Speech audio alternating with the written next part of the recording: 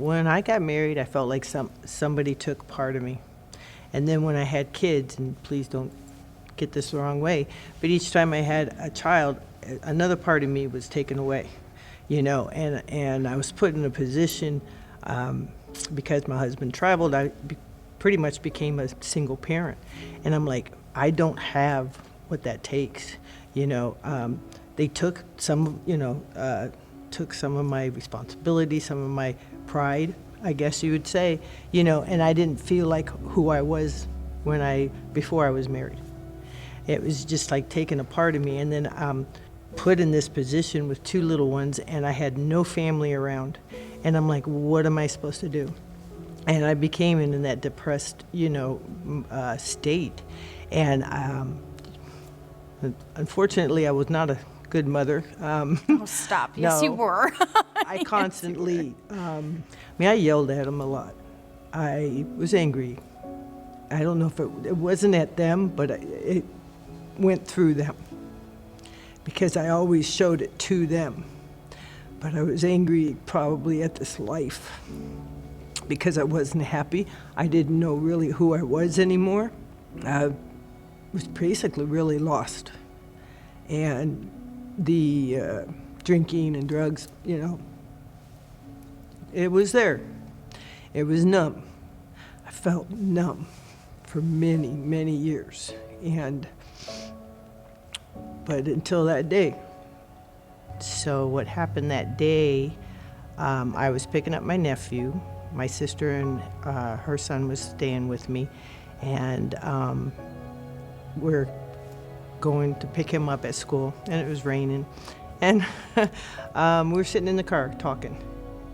And when we were talking, I already knew, she had come to Jesus and stuff, and I seen a change in her, and I kind of was asking questions about it. She's like, well, I know who Jesus is. And I said, yeah, but he's not in your heart. And so we prayed together. We prayed right there in that parking lot, and she accepted Jesus into her heart. And I remember when I first accepted Jesus, like, everything felt different. Walking down the street felt different. Like, taking a shower felt different. Like, every single thing felt different. And so seeing that change in her was incredible. Like, seeing her change, all of the anger in her life just like melted away.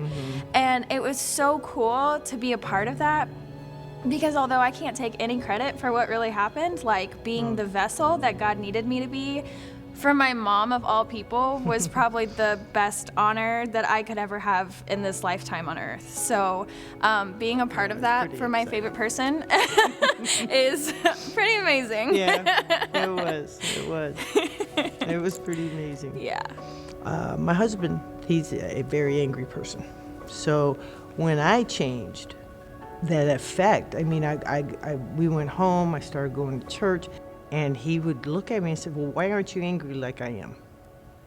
And I'm like, it took me, the first time he asked me, I was like, because I don't have anger anymore, because I have Jesus in my heart. And of course he didn't like that answer, but that was the after effect. And it also gave me, that someone seen it, that someone noticed that I'm not the same person. And that was the after effect. Mm-hmm. I know I would say, from my perspective, the daughter talking to a mother, I would really encourage people that I feel like it's even harder to talk to your family than it is to talk to a stranger. Yeah. And I've been turned down by my family, but like if she wasn't coming to heaven with me, I would be completely wrecked, right? And that one conversation, and now I get to spend eternity with my mom, my best friend, right? And so like, that's priceless. You can't, this is not our home. We get to go home together. We get to go home. Yeah. And so that's what I would say is, if anybody is like on the fence, should I talk to that person? Jesus coming tomorrow, you better talk to them yesterday. Like,